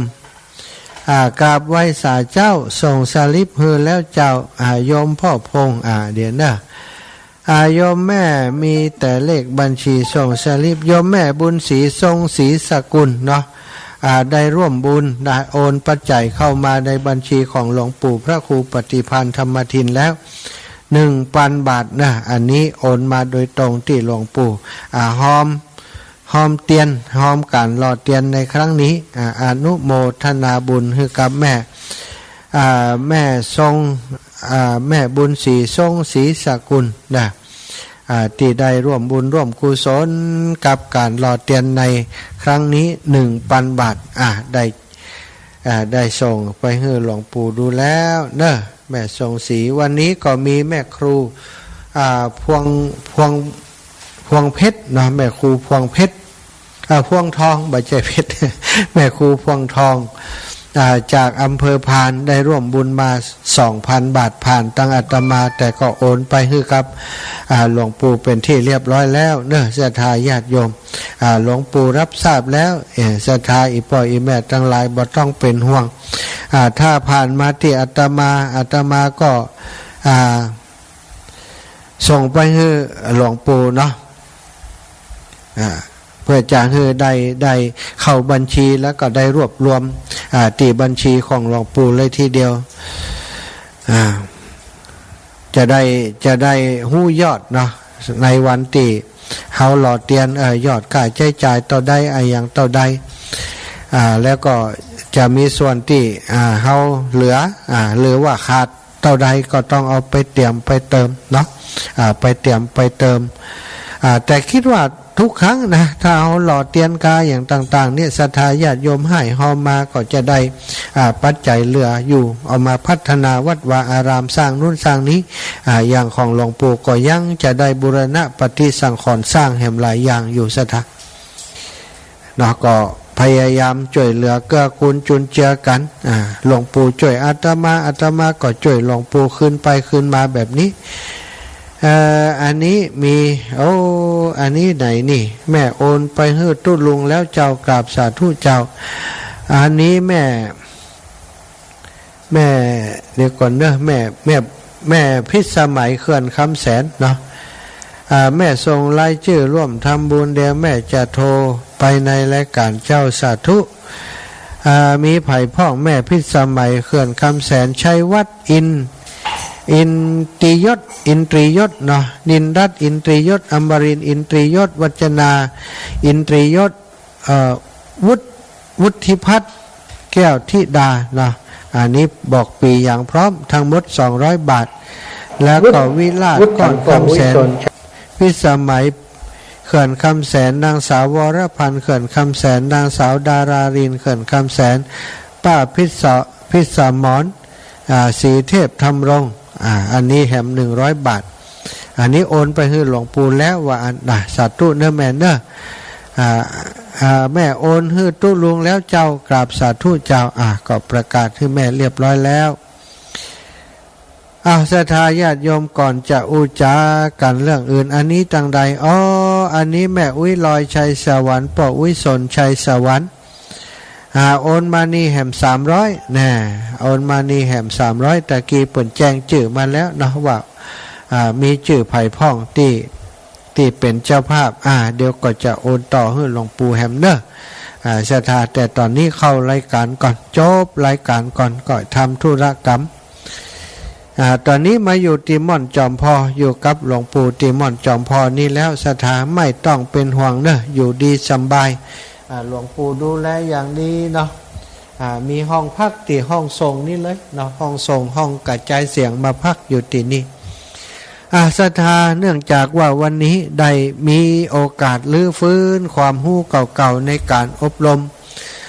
วิปัสสนาเนาะก็ถือหรือว่าสมถกรรมฐานวิปัสสนากรรมฐานแก่ญาติโยมที่เปิ้นมาทำบุญติวัดนะก็เลยว่าจะต่อเนื่องไปเกี่ยวกับการรักษาจิตให้สงบอยู่เสมออันที่เปิ้นเรียกว่าสมถกรรมฐานวิปัสสนากรรมฐานสมถกรรมฐานการทำกรรมฐานก็เพื่อจะรักษาจิตให้สงบอยู่เสมอธรรมชาติของจิตนั้นเนี่ยมันสอดสายแส่สายไปหาเรื่องราวต่างๆที่จะทำให้เกิดความทุกข์เพราะฉะนั้นหน้าที่ของเฮาก็ยังได้ให้จิตมันสงบการรักษาจิตให้สงบอยู่เสมอราบเรียบอยู่เสมอคือบอกว่าจะมีอะไรอย่างเกิดขึ้นยอมรับทุกสิ่งทุกอย่างบอกว่าจะรู้สึกว่าเป็นสิ่งที่เลวที่สุดหรือแย่ที่สุดสำหรับเฮาขอซ้ำอีกทีนะศรัทธาญาติโยมแม้ว่าเฮาจะรู้สึกว่าแย่ที่สุดเลวที่สุดสำหรับเฮา แต่เฮาก็ต้องยอมรับได้ในทุกสิ่งทุกอย่างคือยอมรับสิ่งที่คิดว่ามันเลวที่สุดได้เมื่อเฮารู้สึกว่ามันเลวร้ายที่สุดเฮารับได้แล้วก็มีอะไรอย่างที่เฮาจะรับบ่ได้แหมศรัทธาลองคิดพอถ้ามันบ่ดีแย่ที่สุดแล้วเฮายังรับได้อยู่แสดงว่าถ้ามีอย่างตีนักกว่านี้หรือว่าเบากว่านี้เฮาก็ยังรับได้อยู่หรือคิดต่อไปว่าสิ่งที่เฮาคิดว่าเลวร้ายแล้วยังมีสิ่งที่เลวร้ายกว่านี้อีกที่เฮายังบ่ได้พบเป็นโชคดีที่เฮายังบ่ได้พบมันมีสิ่งที่เลวร้ายกว่านี้อีกคนอื่นเขากำลังได้รับอยู่แต่เฮายังบ่ได้พบสิ่งนี้หรือว่าเฮาได้พบสิ่งที่ดีก็ขอให้คิดว่ามันน่าจะมีสิ่งที่ดีกว่านี้แต่ว่าตอนนี้เฮายังบ่ได้พบเฮาก็ควรจะทำให้ดียิ่งขึ้นไปจนให้ถึงที่สุดพระพุทธเจ้าได้สรรเสริญบัสรรเสริญการยุดอยู่ในความดีเฮาจะต้องทำความดีให้ยิ่งขึ้นไปเขาเรียกว่าอาสันตุทิตาธัมเมสุคือบ่ให้สันโดษในกุศลกรรมแต่สันโดษในความเป็นอยู่นะศรัทธาสันโดษในความเป็นอยู่แต่บ่ให้สันโดษในกุศลกรรมคือบ่ให้พอใจในความดีที่ทำอยู่เพียงเท่านั้นต้องทำต่อไปทำให้ดียิ่งขึ้นที่สำคัญคือขอย้ำในข้อนี้ว่าพยายามรักษาจิตให้สงบอยู่เสมออันนี้ท่านจะกำชัยชนะท่านจะชนะโลกโดยการที่ท่านรักษาความสงบไว้ได้เสมอบอกว่าจะมีอะไรยังเกิดขึ้นโดยการศึกษาขอให้เฮาทำตัวเป็นนักศึกษาตลอดเวลาการศึกษานี้บ่เพียงแค่ศึกษาในเรื่องหนังสืออย่างเดียวมันศึกษาจากเหตุการณ์จากสิ่งแวดล้อมจากคนรอบข้างจากสิ่งทั่วไปที่เฮาได้ประสบพบเห็นเฮาก็เอาออกมาศึกษาได้ทั้งหมดเลยสถาเฮายอมรับมันไว้เพื่อการศึกษาบางคนเขาทำอย่างนั้นใดก็จริง คือคนใกล้ชิดคนใกล้เคียงคนรู้จักจะหู้ว่าเขาเป็นคนจะได้จะหู้ว่าเขาทำอย่างนั้นได้จริงๆคือเขารับมันไว้เพื่อการศึกษาแล้วก็บ่สะดุ้งสะเทือนกับเหตุการณ์ต่างๆบอกว่าไอ้อย่างจะเกิดขึ้นดูเหมือนบ่มีไอ้อย่างเกิดขึ้นในขณะที่คนอื่นดิ้นกันเหลือเกินหรือว่าเดือดร้อนกันมากมายแต่คนเหล่านี้ยังสงบนิ่งอยู่ได้เพราะว่าเขาคิดว่ายอมรับมันไว้เพื่อการศึกษาอันนี้ก็คิดเป็นอยู่ในโยนิโสมนสิการเหมือนกันอันนี้เรื่องราวของการที่คนเฮาทั้งหลายสถานจะต้องอยู่ในความสงบคือเป็นปกติแล้วในแต่ละวันมีเรื่องราวต่างๆที่เกิดขึ้นทำให้จิตใจของเฮาบ่สงบอย่างเช่นความมีเรื่องราวอย่างติเลวร้ายเกิดขึ้นในชีวิตของเฮาอยู่ดีๆมีคนมาด่ามีคนมาว่ามีคนมาคดโกงมาฉ้อโกงโดยวิธีการต่างๆสถานเฮาเจอความทุกข์อย่างบางคนนี่ทุรนทุรายอยู่บ่ได้ตีโพยตีพายเป็นบ้านเฮาก็ว่าเป็นบ้าเป็นว่อไปเลยก็มีแต่บางคนเมื่อเจอเหตุการณ์อย่างแล้วเปิดมีสติตั้งมั่นอยู่บ่หวั่นไหวฮับได้กับสิ่งที่เกิดขึ้นบ่ว่าดีหรือร้ายสิ่งอย่างต่างๆที่มันเกิดขึ้นศรัทธาญาติโยมบางครั้งอยู่ในอยู่เหนือความคาดหมายหรือว่าอยู่ในเรื่องที่เฮาจะควบคุมได้พอมันเกิดขึ้นแล้วเฮาจะอย่างใดเมื่อมันเกิดขึ้นแล้วสิ่งที่เฮาจะทำได้ก็คือต้องยอมรับความจริงในเมื่อมันเกิดขึ้นแล้วสิ่งที่เฮาจะทำได้ก็ต้องยอมรับความจริงข้อเท็จจริงว่าในเมื่อมันเกิดขึ้นได้มันก็ต้องดับได้เหมือนกันวันนี้มันอาจจะเลวร้ายที่สุดสำหรับเฮามีหลายๆเรื่องสถานที่มันเกิดขึ้นในชีวิตของเฮาตอนที่มันเกิดขึ้นนะเฮาเหมือนกับว่าเฮาจะอยู่บ่ได้เฮาจะทนบ่ได้เฮาจะสู้กับอารมณ์อย่างนี้บ่ได้เฮาคงบ่ไหวแล้วอย่างเป็นต้นเนาะแต่ศรัทธาพ่อแม่ทั้งหลายเมื่อเวลามันผ่านไปความรู้สึกต่างๆก็จะเริ่มดีขึ้นจะเริ่มผ่อนคลายขึ้นบางคนก็เข้าใจเลยว่าบางสิ่งบางอย่างบางทีเฮาเอาชีวิตเกือบรอดเกือบเป็นเกือบตายแต่ทำไมเฮาถึงผ่านมาได้พอมาเจอเหตุการณ์แบบนี้แหมนักกว่านี้ก็ได้คิดแบบเนี้ยว่านักกว่านี้เฮาก็เจอมาแล้วหรือว่าจะนักเพิ่มขึ้นแห่งน้อยก็เป็นหยังคาเดียวมันก็จะผ่านไปทุกปัญหามีทางแก้ไขเสมอถ้าเฮาคิดได้อย่างสถานจิตใจเฮาก็นิ่งได้หรือว่าสงบได้นั่นเองเป็นเรื่องที่เฮาควรจะตระหนักอยู่เหมือนกันอันนี้มาก่อนเลยกะแม่ล่าพรเจ้าไหว้สาเจ้ามหาเจ้าแม่มาเมืองตัวคนนี้ก็อยู่ถึงวันที่7แม่แม่เสียดายแม่ไม่ไปหาท่านเลยถามแม่มาที่ท่านเลยจำเป็นอยู่กับบ้านเนาะเจ้าบอกก่อนน้องแม่เสียประทานเลยแล้วไผ่ช่วยดูแลหันพ่องนี่ถึงวันนี่2 คนเนี่ยกะเราอาจารย์ลำบากแต่อินดูแต่ตู้ลูกมาเป็นเตื้อท่านอาจารย์อยู่เชียงใหม่บุญหรอตู้ลูกของแม่อยู่ไหนเชียงใหม่ก็ว่าเชียงรายนี่อยู่บ้านเฮาเนี่ยก็อยู่ปากซักเงินได้ค่ะกำปอไก่แล้วเนาะมามันอยู่ก้าวันละมา2 เตื้อดีละดูแลกันไปเนอะแม่เนอะสาธุนะแม่เข้ารายการก่อนเนอะเจ้าเข้ารายการก่อนศรัทธาญาติโยมคนอื่นก็พังโทรมาแต่เนี่ยขออนุญาตเข้ารายการสักคำก่อนนะเดี๋ยวก่อยมาก่อยโทรมาก็จะเปิดสายอยู่บางสิ่งบางอย่างศรัทธาเฮาเคยเจอปัญหาอุปสรรคกับเฮาทุกคนอาตมาคิดว่าเจอสิ่งที่เป็นปัญหาทำให้เฮาหวั่นไหวท ทำให้เราทุกอกทุกใจจิตใจบ่เป็นสมาธิบางคนนี่ถึงขนาดนอนบ่หลับเป็นหลายๆวันแต่สุดท้ายเรื่องราวต่างๆเมื่อเวลามันผ่านไปมันก็ก่อยดีขึ้นซะท่าเวลาบางทีก็จะช่วยเยียวยาสิ่งต่างๆได้เหมือนกันแต่สิ่งสำคัญก็คือเราจะต้องหู้ตันเรื่องราวต่างๆว่ามันเกิดขึ้นมันก็ตั้งอยู่มันก็ดับไปบ่มีอะไรอย่างสักอย่างที่มันจะเกิดขึ้นและอยู่แบบนั้นตลอดอย่างเขาตุกใจเนี่ยมันมีหลอกสถานที่มันจะตุกใจเหมือนกับสมมติว่าเขาเอาบะหินเข้าเต่งตัวเก่าอีเนาะมันจะนักอยู่อย่างนั้นตลอดชีวิตมันเป็นไปบ่ได้วันนี้เมื่อเขาตุกใจวันนี้อาจจะนักที่สุดแต่ว่าวันต่อไปมันก็ก่อยไม้ไปก่อยคลายมาได้เนาะอาตมามีเรื่องเกี่ยวกับ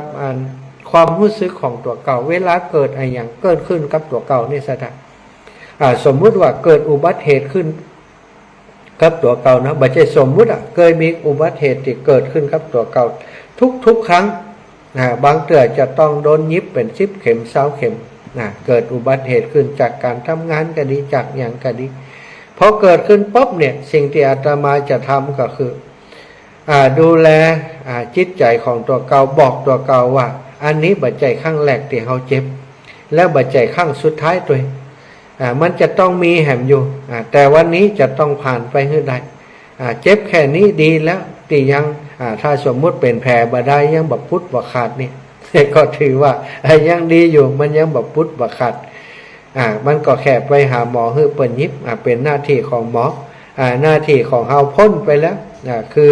ได้รับบาดเจ็บแล้วก็ตอนนี้คือมีหน้าที่ทำใจยอมรับกับสิ่งที่จะเกิดขึ้นจะถูกยิบถูกเจ็บอะไรอย่างก็แล้วแต่อาตมาก็จะคิดอย่างนี้ว่ามันต้องมีแหมอยู่มันจะต้องเจ็บกว่านี้แหมอยู่ถ้าเขาคิดอย่างนี่ศรัทธาญาติโยมความเจ็บในวันนี้มันก็จะก่อยเบาๆไปแต่ถ้าเขาไปคิดว่าโอ้เจ็บแต่เจ็บว่ามันนักแต่ว่าทนบ่ได้สู้บ่ได้มันก็จะนักไปนักติดใจเขาความจริงการเจ็บภายนอกมันก็เจ็บโดยธรรมชาติอยู่แล้วแต่ถ้าเขาเจ็บภายในตัวนี้มันจะเป็นปัญหาที่ทำให้เรามีความทุกข์หรือว่าจิตใจเราบัดสงบนั่นเองเนาะสถาความบัดสงบแห่งจิตแห่งใจเป็นเรื่องสำคัญในการดำรงชีวิตของเราทุกๆวันพระพุทธองค์หรือว่าพระสาวกทั้งหลายเปิ่นถึงได้สอนเราว่าให้มีสติอยู่กับทุกอารมณ์อยู่กับทุกเหตุการณ์ที่เกิดขึ้นกับเราถ้าเราบ่มีสติเกิดขึ้นกับทุกอารมณ์กับทุกเหตุการณ์ที่เกิดขึ้นกับเราพอมีอะไรอย่างเกิดขึ้นแล้วเราจะทนอยู่บ่ได้กระวนกระวายศรัทธาญาติโยมพอกระวนกระวายเดือดร้อนห้อนใจต่างๆเนี่ยความจริงทุกอาจจะน้อยเดียวแต่พอเรากระวนกระวายทุรนทุรายมันก็ดูเหมือนมากขึ้นนักขึ้นจำเป็นเนาะจะต้องนิ่งบางสิ่งบางอย่างจะต้องนิ่งจะต้องรู้จักปลอบใจให้กำลังใจแก่ตัวเก่าดีศรัทธาญาติโยมหลายสิ่งหลายอย่างที่เราฝึกคิดฝึกทำถ้ามีอย่างเกิดขึ้นเราก็ต้องคิดในทางที่ดีวันนี้เจ็บนักก็ต้องบอกว่าวันพรุ่งก็คงก็หายมันก็จะดีขึ้นบ่มีอย่างที่มันจะเลวลงหรอกถ้าเรารักษามันก็จะดีขึ้นกะเดียวก็หายกะเดียวก็ดีขึ้นกะเดียวก็หายกะเดียวก็ดีขึ้นบอกว่าเป็นความทุกข์ทางกายหรือว่าความทุกข์ทางใจล้วนแต่ต้องการกำลังใจจากตัวเองตัวเฮาก่อนต้องมีความนิ่งให้นักที่สุดให้หันความเกิดแก่เจ็บตายให้ใดในทุกอารมณ์สถานจิตของเฮาก็จะสงบมีความสุขเนาะอันนี้ก็ขออุสารธรรมเพียงเท่านี้ก่อนเพราะจะมีเรื่องที่ขออนุญาตศรัทธาประชาสัมพันธ์ข่าวสารงานบุญมันเร็วมันใกล้เข้ามาแล้ววันนี้วันที่3เนาะวันพุธก็4 5 6 7แล้วศรัทธาวันที่3แล้ววัน4 5 6 7ก็เหลือแหม3วันเท่านั้นที่จะถึงวันที่เฮาทั้งหลายจะมาหล่อเตียนที่วัดหม่อนจอมพอวันนี้ก็มีคนเริ่มทยอยโอนมานักขึ้นเรื่อยๆแล้วเนาะก็ผ่านบัญชีของอาตมาก็มีบางห้องก็ผ่านไปบัญชีของหลวงปู่แต่ว่า แจ้งให้กับอาตมาทราบว่าได้โอนไปแล้วเนอะท่านอาจารย์นะอันนี้ก็มานี่แหม1 ลาย500 บาทเนาะ500 บาทนางสาวจันจันเพ็ญคำศรีเนาะโอนมาร่วมบุญหล่อเตียนกำเดียวก็จะได้โอนให้กับหลวงปู่เพราะเปิ่นโอนมาบัญชีอาตมาต้องโอนเข้าบัญชีหลวงปู่แห่งกรรมสถานจะได้ เอาไปรวมที่บัญชีเดียวเนาะ แล้วก็มีโยมแม่ทองเครือชัยคันธาอันนี้เปิ่นได้หอมมาก่อนแล้วเมินแล้วเนาะวันนี้เปิ่นก็ทักมาว่าโยมแม่อนุโมทนาบุญกับท่านอาจารย์ทุกอย่างเนื้อเจ้าอีนาเปิ่นทักมาในไลน์วันนี้โยมแม่พิสมัยเรียบร้อยไปแล้วเนาะแล้วมีอีกงานหนึ่งวันนี้ขออนุญาตแจ้งบอกกับศรัทธาว่าที่วัดมาที่วัดบ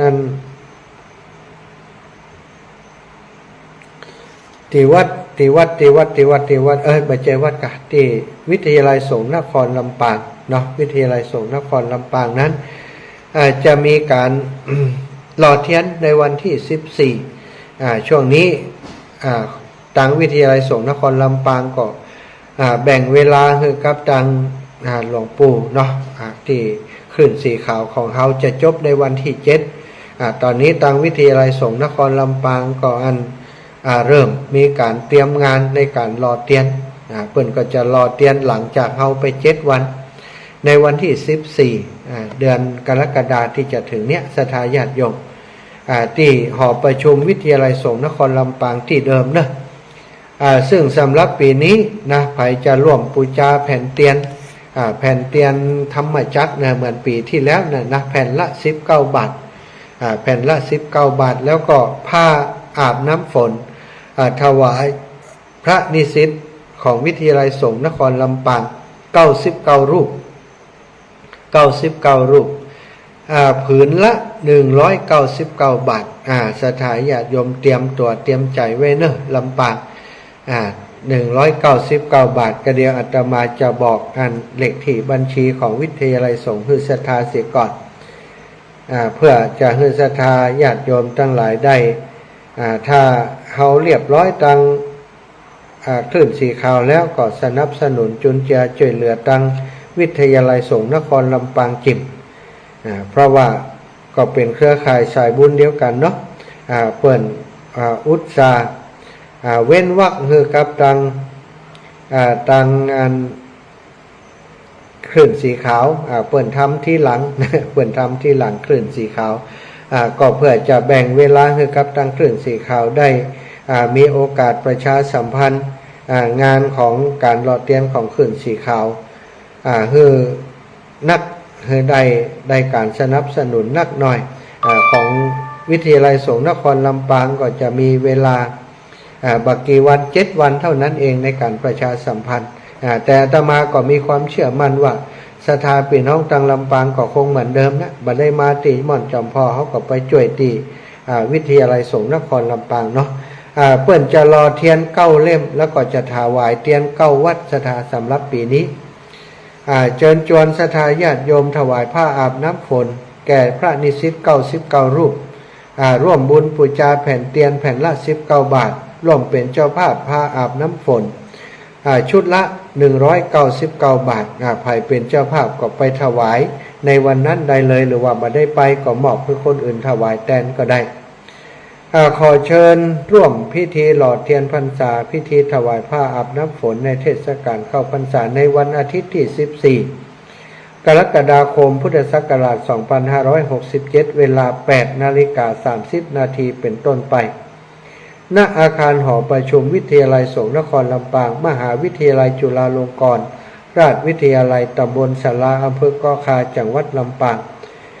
สามารถร่วมบุญได้ที่ธนาคารทหารไทยเลขที่บัญชี328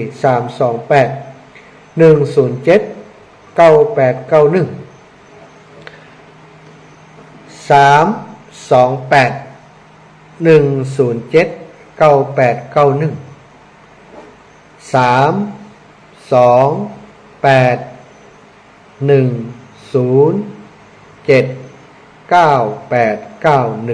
เนาะสถานธนาคารทหารไทยเนาะ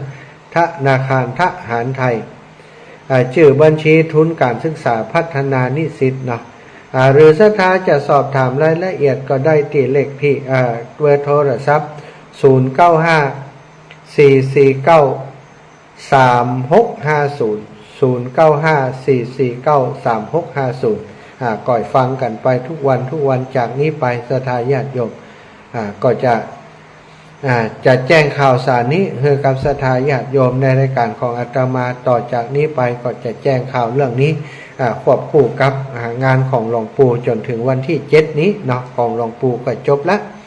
จากนั้นก็ขออนุญาตประชาสัมพันธ์งานของวิทยาลัยสงฆ์นครลำปางซึ่งเป็นสถานีวิทยุในเครือข่ายคลื่นสีขาวที่ได้ร่วมกิจกรรมกันมาโดยตลอดวันที่7นะสถานทางวิทยาลัยสงฆ์นครลำปางคณะผู้บริหารและก็นิสิตนักศึกษาเจ้าหน้าที่ก็จะมาร่วมรอเตียนที่ม่อนจอมพอด้วยก็คิดว่าตอนที่วิทยาลัยสงฆ์รอเตียน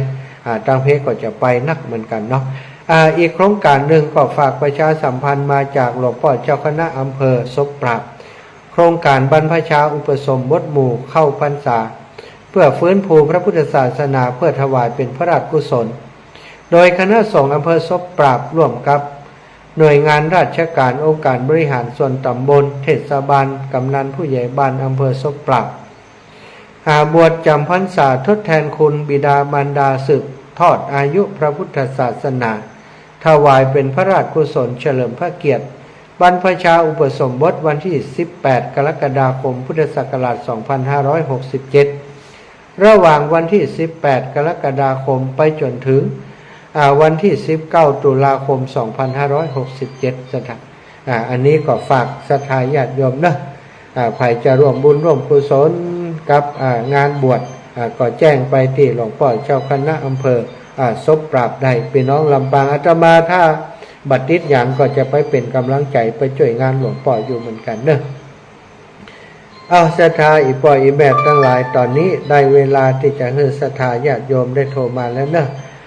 โยมแม่ทองเครือโยมแม่ทองเครือชัยคันธาแจ้งมาว่าโยมแม่ทองเครือชัยคันธาแจ้งมาว่าแม่ขอถวายปัจจัยให้พระอาจารย์ตุลุงดอย200 บาทพระอาจารย์มหาสมชาติ200 บาทสาธุนะแม่แม่กาบแก้วสีอินแก้วว่ายังได้แม่ไหวซะเจ้าแม่ตุงไล่ไปขอเต้นไปหอมลงหู150หูโอ้ดีประกาศบอกได้เลยของอันโยมแม่พรนิพาญาสื่อเปิดปิ้งเจ้าของขอดลาดขอเต้นเนาะโอ้ดีกะแม่จับแก้วติ้นแก้วขอเต้นไปถวายลงหูแล้วก็มีคุณหอมที่โยมแม่มี3คนมียายดกมีอินแก้ว1คนยายสีนวลสียอด1คนแม่ถ้ามาจันสุริยะท่านสุริยมแม่เนี่ยนอเจ้านี่อยู่จอมพ่ออยู่จอมพ่อแล้วแม่เอาสูงไล่เงินเอาไล่เงินลงหูไม่ตับแก้วเอาไปทำประเทศไปทำโครงการเนาะเจ้าสาธุบุญรักษาเนื้อแม่เนื้อขอบคุณหลายขอบคุณนะแม่ทองเครือชัยคันธานายสมคิดนางสุรภาอุปป้อนายกฤษอัมพันธ์นายสุรชาติวาสนาอุปป้อธัญพัฒน์กิรตาพันกุลถวายหลวงปู่200ถวายมหาสมชาติ200เจริญปอนแม่ศรีสุรินทวงศ์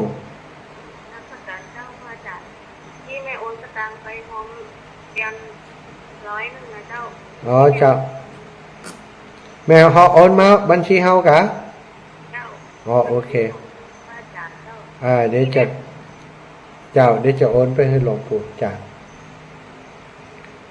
สาธุแม่นะอยู่ดีมีสุขเนออนุโมทนาบุญสาธุบุญรักษาโยมแม่ศรีสุรินทวงศ์จากลำปางก็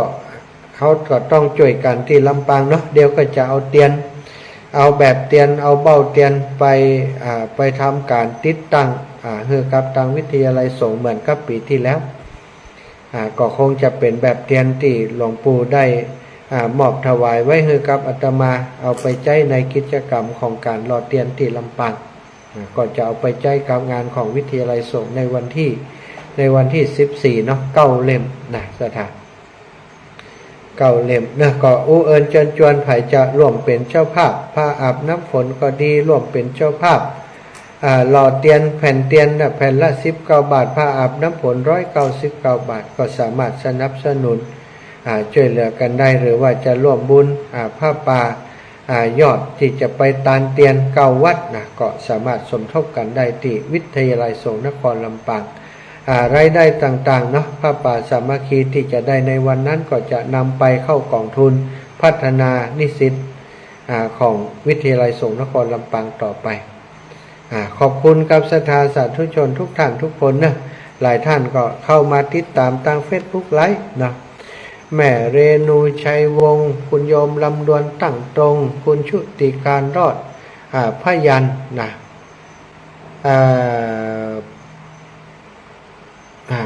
อันนี้มูนี่ไพโรดกะ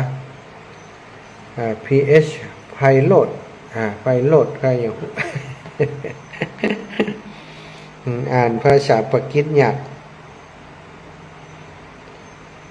แม่บุญนำอนุโมทนาสาธุเจ้าบุญนำลูกแม่จ่ายอันนี้เพิ่นก่อนรวบบุญมานมัสการค่าโอนบัญชีของพระอาจารย์ปฏิภาณเลยกับเจ้านะ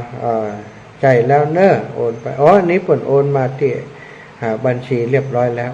สาธุอนุโมทนาบุญเนอะก็มีไผ่พ้องนะคุณแม่สนิทสรศักดาบ้านปลาเสียมจังหวัดขอนแก่น100 บาทคุณแม่สุดโคตรไม้นะบ้านหนองค้าจังหวัดขอนแก่น100 บาทคุณพ่อน้อยแม่นางพร้อมครอบครัวบ้านปลาเสียม100 บาทคุณบุญนำวงกัญญาพร้อมครอบครัวบ้านหนองค้าอำเภอเมืองขอนแก่น200 บาทรวมเป็น500 บาทแม่บุญนำวงกัญญาโยมน้องบุญนำวงกัญญาถวายเตียนเข้าพรรษาพื้นที่ภาคอีสานแถม200 บาทรวมกันเป็น700 บาทนะอนุโมทนาบุญรับทราบเรียบร้อยแล้วอนุโมทามิแล้วมีไผ่แฮมแม่เพนนะลำพูนเจริญพรแม่เพนนะลำพูนการเขาถามคำถามที่แบบว่านี่ได้ก่อนครับได้กะที่ว่าชั่วช่างชีดีช่างสงนี่มันหมายความว่าอย่างไรชั่วช่างชีดีช่างสงเป็นคำที่อันที่เป็นคำที่คนที่เปิ่นอันอย่างเปิ่นเป็นคำของคนเนาะที่เปิ่นอันเปิ่นบ่สนใจเรื่องของไผอีไหน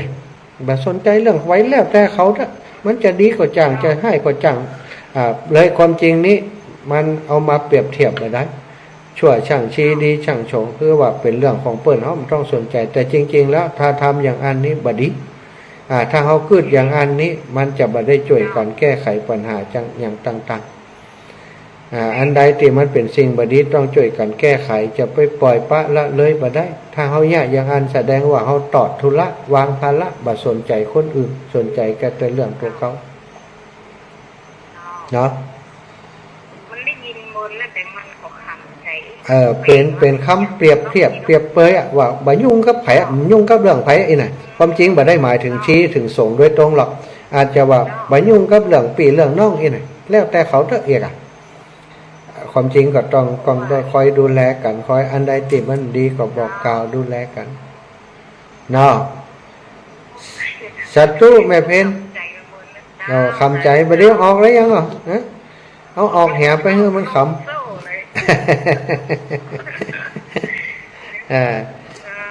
เป็นคำพังเพยที่ไม่ค่อยดีเท่าไหร่ถ้าใจอย่างอันแต้มเข้าถามสาธุนะแมนเนอร์สาธุจัก อันนี้ก็ไม่ได้เป็นมาตรฐานนะว่าคำพูดของอาตมาถูกต้องอาตมาคิดอย่างอีก็ว่าไปตามนั้นเจริญพรแม่กับพระสาเจ้านี่แม่เรนูบ้านร้องนอนใจนะเจ้าแม่เรนูที่พรใน Facebook นี่กะเจ้า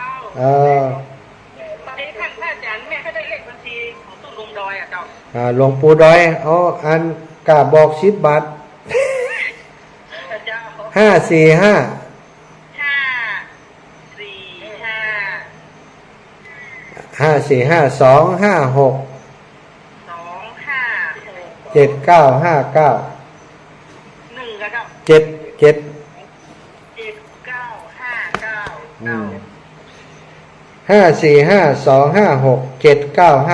ธนาคารไทยพาณิชย์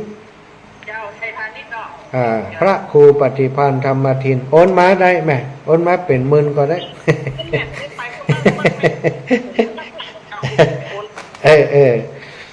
บัญชียังว่างอยู่เรื่องไงบัญชียังเต็มแต่โอนมาหลาย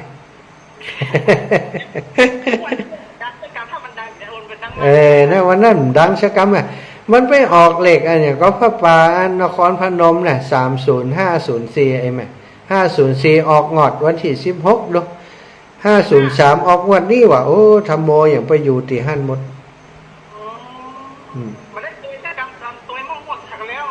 น่ะเจ้าสาธุบุญไหมเจ้าบุญเนอะบุญรักษาโยมแม่เรนูชัยวงศ์เจริญพรก็ศรัทธาญาติโยมติดตามกันเอาถามได้ศรัทธาเบอร์เลขที่บัญชีหลวงปู่เนาะถามมาได้เนอะอาตมาจำได้บัญชีหลวงปู่นี่พูดทุกวันแม่เรนูชัยวงศ์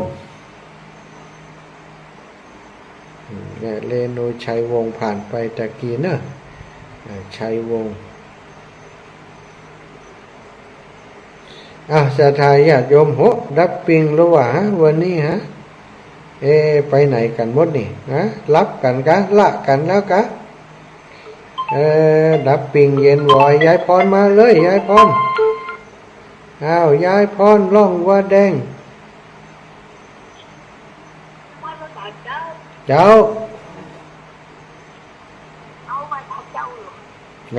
มัวไหวพระเจ้าอยู่ไหวแล้วกะทุกวันเลยกะโอ้ดีอนุโมทนาบุญโดยยายเนอะไหวพระสวดมนต์ทุกวันน่ะลูกเปิ่นได้มีสุขภาพพรรณนามัยสมบูรณ์แข็งแรงนี่ไหวพระทุกวันล่ะดีโอ้ดีกะสาธุ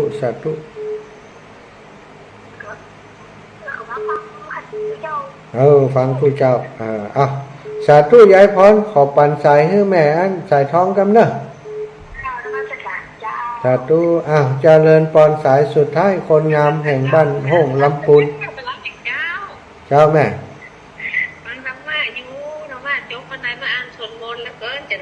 โอ้ได้เลยโอ้ดีจังเลยแล้ววันที่7นี่ป้ากันเนาะวันที่7นี่ป้ากันแน่เนาะป้ากันครับอีแม่แน่นอนแม่สายทองใครหันแม่สายทองมาเนอะ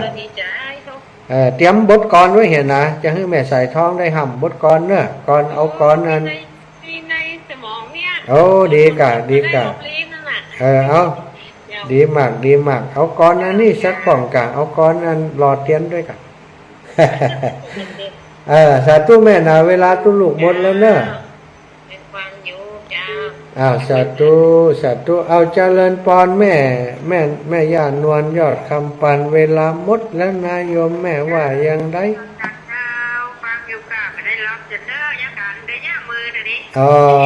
แซวเล่นได้รับแล้วก้าอย่ากำโทรมาสาธุวันที่5ป้ากันเนอะวันพุธก็จะไปดอยสะเก็ดละไปช่วยตุลุงพุ่นก่อนแม่ก็ไปสอบถามทานมาแล้วจะไปแล้วดีละจ้าสาธุเอแม่ จัตตารโอธัมมาวัฏันติอายุวันโนสุขังภะลังอยู่ดีมีสุขทุกท่านทุกคนเด้อ